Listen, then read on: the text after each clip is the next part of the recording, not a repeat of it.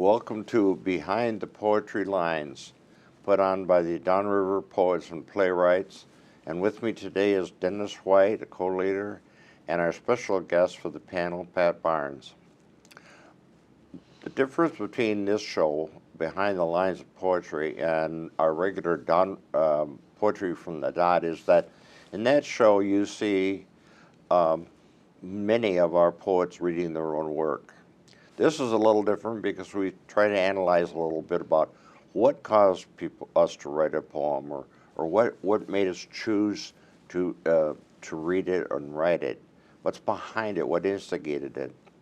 One of the things we'll do today is talk about a poem that we've read and that we want to analyze. And then we're going to talk about another topic, passion in poetry. We'll start off with Pat, and one I want to mention Pat, not only is she a wonderful poet and published, but she's also the honorary chancellor of the Poetry Society of Michigan. And one other time Pat's been a guest on this panel, but we welcome her back and we'll let her start with her own poem. Thank you. The poem I'd like to read today is called Ukrainian Ashes. Ukrainian Ashes. The grandmother's language was lies, but all the children spoke cinnamon and danced like whirligigs in rooms empty of echoes. One grandmother ate olives and anger. One burned sandalwood and memories. Laughter belonged to another family, but the children stole small pieces and hid them in their pockets, along with ragged nightmares. Olive grandmother found them when she did the laundry. She gave them to sandalwood grandmother to burn. I chose this because I am so touched by the suffering of people in Ukraine and of the things that families have to go through, and that sometimes grandmothers are finding themselves in charge of the situation because parents are not there, but so many different things. Let me take a little bit apart, take this apart.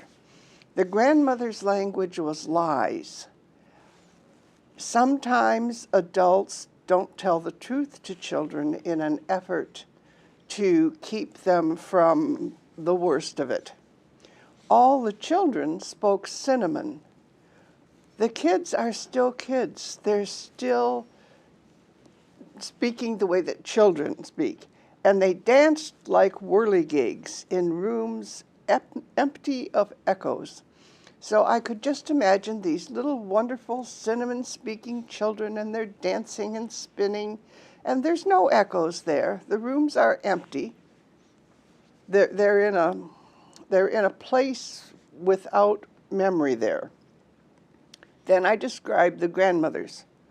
One grandmother ate olives and anger. Obviously, you can't eat anger, but that's a metaphor. One burned sandalwood and memories. So the burning of memories and the eating of anger. Laughter belonged to another family, but the children stole small pieces and hid them in their pockets. Children will find a way to find some laughter, to make a joke out of something. They put them in their pockets along with ragged nightmares. I want to show that, okay, so they're telling jokes, they have these little fun things, but they have nightmares because they're in a war. And their grandmothers are bringing them up. These closed mouth, not truth-telling grandmothers. Olive grandmother found them when she did the laundry. She gave them to sandalwood grandmother to burn, so that the grandmothers are still trying to protect the children. Let me burn your nightmares. But along with burning the nightmares, they've burned the little scraps of laughter that the children borrowed from other families. Now, here's transparency. I wrote this several years ago, and I called it Syrian Ashes, because at that time the trouble in Syria was foremost in my mind. But it easily switched to Ukrainian in the present situation. So, because there's a solid truth there. There's a truth about children in war and the way they're treated. So that's why I chose that today. Thanks. Well, thank you, Pat, very much. I'll turn to our co-leader, Dennis White. Hello. I'm glad to be here today. The poem I chose to read is titled Ode to My Snow Shovel. Oh, snow shovel, I am in your debt. You rescue me from the grips of Arctic malevolence.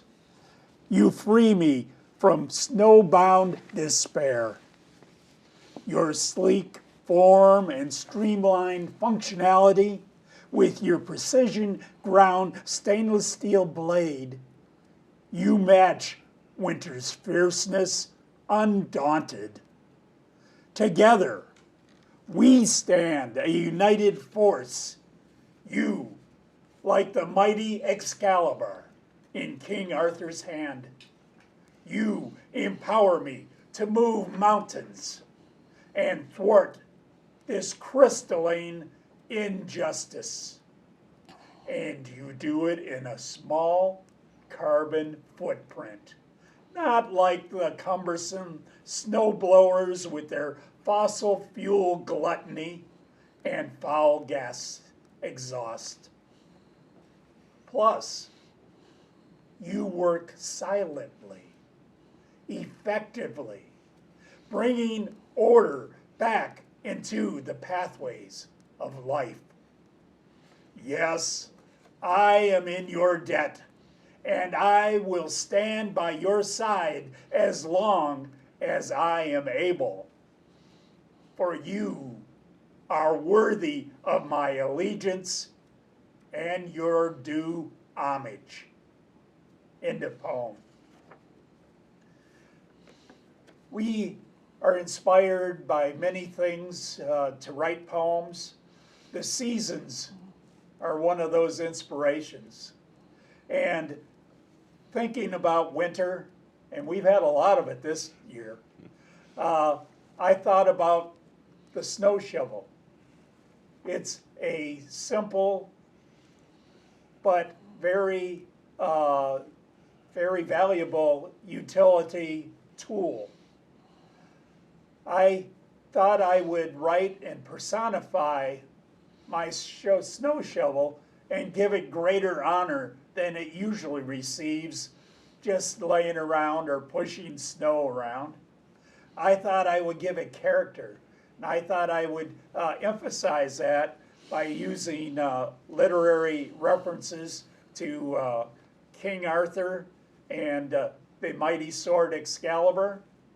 And in doing this, I raised it from just a simple tool to a mighty useful tool. And I think I've used it effectively, putting it in an ode. In odes, you give praise to something special, something that you hold dear. And in the winter's time, I definitely hold my snow shovel dear because it is such a valuable piece of equipment for me. So there's inspiration anywhere and everywhere. We just have to open our eyes and see what's around us and appreciate our environment. And poetry allows us to do that. Allows us to say things that may not have been spoken before, may be fresh, new ideas, ways to think about things. And that is what I tried to do in this poem. And I thank you for allowing me to share it. Well, thank you, Dennis. Very good. The one I chose is from my book, Why Did I Remain in the Garden? But the poem from it was generated pretty much a few years ago when my grandchildren were quite young, and I started looking at not only my children, but my grandchildren with a little different eye than I had. It's called Holding Your Grandchildren. The Candle Burns Brightly. With the tiniest of hands and roundest of faces, they have lure you in, drawing you close to feel the warmth of their hands and their heads and see the lift of their little smiles. Touch the wisps of their hair, enhance your own value by their dependence. You are soberly aware of the shortness of the time with you. Hold them close, the candle of time burns brightly. With bright eyes following you, they share what this new world of yours is, which they decide they deserve the best of, and the best should be bestowed upon them. The tiny hands grasp your finger, and the doll-like feet jump about. You bring your best and warmest game, your graceful kindness. Hold them close, the candle of time burns quickly. A face of purity, a mouth of smiles, their eyes are chocked with trust. Holding them minds out what is left of your purity, and you try to pass it on to them. You deign to shore yourself up with their influence. You try to absorb some of the soft pinkness of them into yourself. Hold them close. The candle of time burns quickly. Before the grandchildren came, you were unaware that there was a hole to fill. They are the new proof that there was some reason you grew their parents. The love you bequeath them will not be in the genes, but soaked up in the hand of their grandparents. Look into their eyes. Give unabashed approval. Steam them with love, even if you reach somewhere for it. Hold them close. The candle of time burns quickly. And because that obviously was new to grandparenting when I wrote that, it meant more to me than anything before I had read, because you can talk about love and parenting and all that, but once you actually touch it, like you do with children and grandchildren, all of a sudden it brings out, at least in my case, words that I could put in the book. Moving on to our second topic, and we're going to talk about passion, how passion fits into poetry, how maybe we use passion in our poetry, and the beauty and the value of passion in all of poetry. So I'll start again with Pat Barnes. Okay. Well, I was thinking about passion, and the first thought is erotic love, but I think passion is an intensity of feeling. And the thing that I am very passionate about is words and language. So I have written a poem called On the Tip of My Tongue, and it talks about the kind of words I want to write. This is what I want. And I'd like you, if you don't mind, listen for the sounds, because I tried to use words with beautiful sounds, like words as blue as old tattoos, the ooh sound, and there are other examples of that here. So these are the kind of words. Boy, I wish I was writing these kind of words. On the tip of my tongue. I write slippery words, ruffle-edged, fern-fringed, moon-freckled, sassy with expectation. Words that sidle up to dreams and poke nose-thumbing fun at schedules and pie charts without flavor. Itchy words that scratch smooth surfaces and sandpaper away the veneer of shoulds. Galloping words, too full of piss and vinegar to stand still and have their syllables counted. Straining at the reins of punctuation. Devilish words with the power of claiming the ruby-throated hummingbird and the tsunami. Words as blue as old tattoos and saxophone riffs at midnight. Wild woman words, Amazons, pole dancers, nuns. Words to make your eyes smart.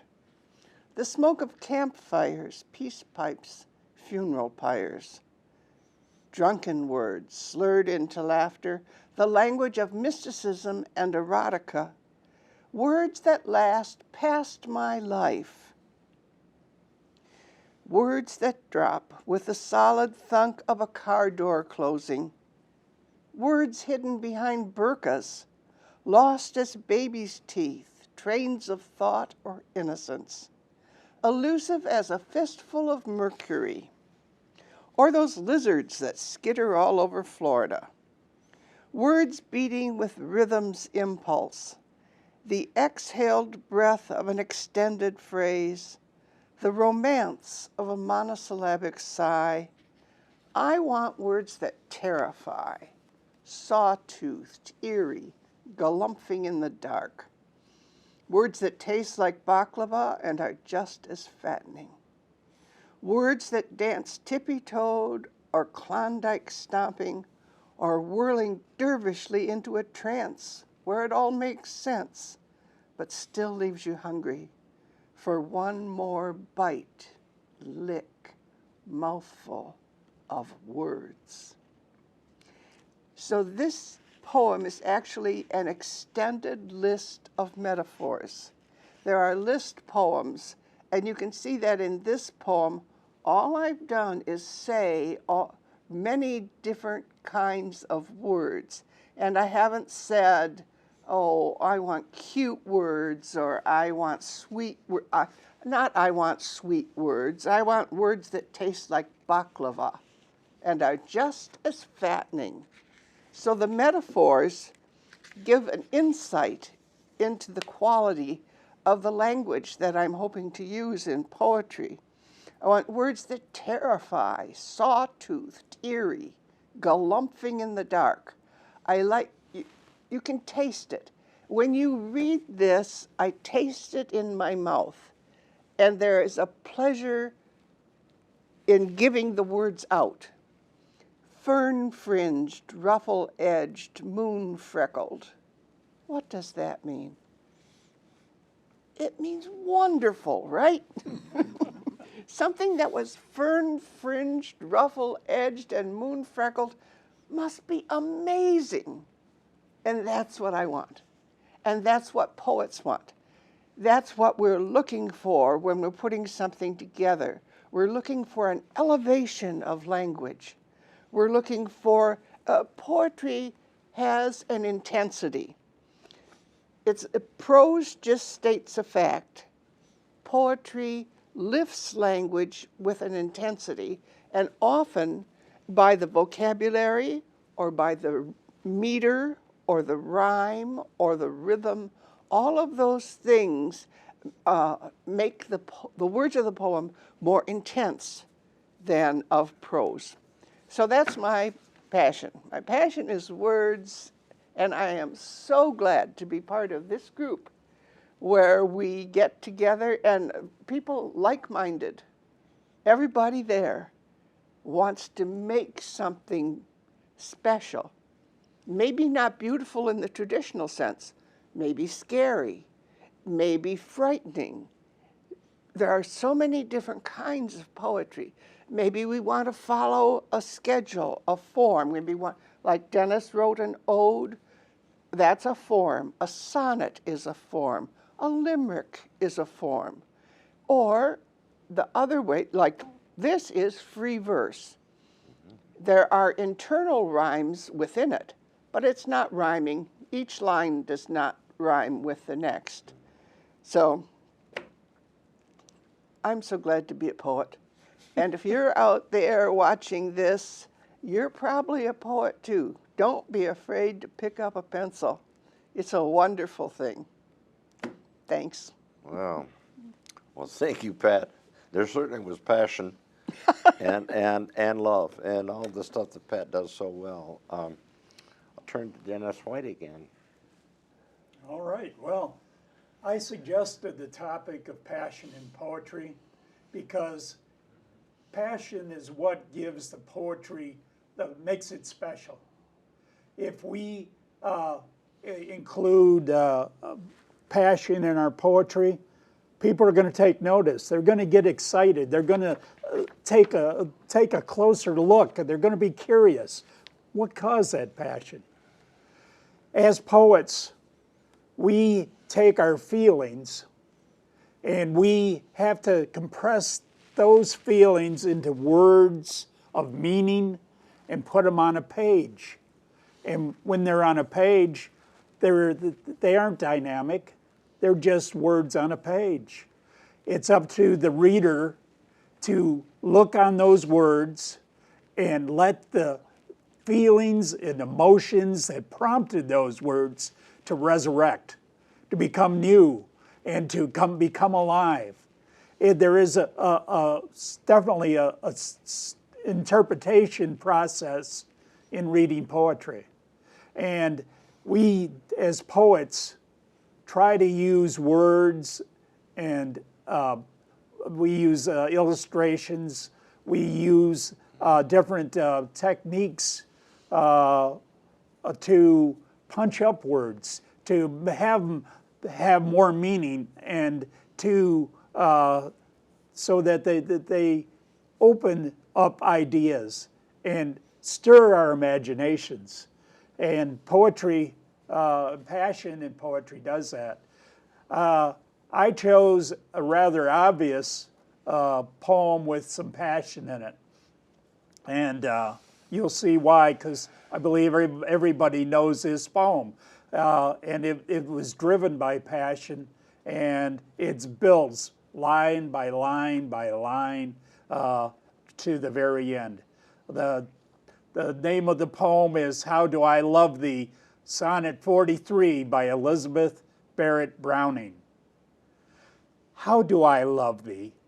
Let me count the ways. I love thee to the depth and breadth and height my soul can reach when feeling out of sight for the ends of being and ideal grace. I love thee to the level of every day's most quiet need. By sun and candlelight, I love thee freely as men strive for right. I love thee purely as they turn from praise. I love thee with the passion put to use in my old griefs and with my childhood's faith. I love thee with a love I seem to lose with my lost saints. I love thee with the breath, smiles, tears of all my life, and if God chooses, I shall love thee better after death. What a beautiful poem that is, and how wonderful it is to hear and to read, and we can relate to it. Everybody has something special, someone special, and we can relate to reading such poetry. Thank you for allowing me to do so. And thank you, Dennis. I only have a few minutes here, but I'm going to read the poem first. Pablo Neruda was a poet from Chile. He was also a politician, and he was very well known. And he was a victim, or at least he thought he was a victim, of the new Pinochet government in the 70s and 80s that were going to kill him. Knowing that, feeling that, he wrote this poem. When I die, I want your hands on my eyes. I want the light and the wheat of your beloved hands to pass their freshness over me one more time, to feel the smoothness that changed my destiny. I want you to live while you wait, asleep. I want your ears to go on hearing the wind and for you to smell the sea that we loved together, and for you to go on walking the sand where we walked. I want for what I love to go on living, and as for you, I loved you, and sang you above everything else, that go on, the flowery one. So you reach all that my love orders you to. Now, the that was he wrote that with great passion, knowing or believing he was being killed, assassinated. He did die shortly thereafter. To close up, this is Behind the Poetry Lines is something we're very proud of. We hope you enjoy it. I want to thank Joel and Richard and all the people who get involved in this. And any last comments, Dennis? Well, I just wanted to thank you for allowing us to come in and share some of our thoughts about poetry. Poetry is important to us as individuals and should be important to us as a nation. It enriches our lives. Thank you for allowing us to share this with you.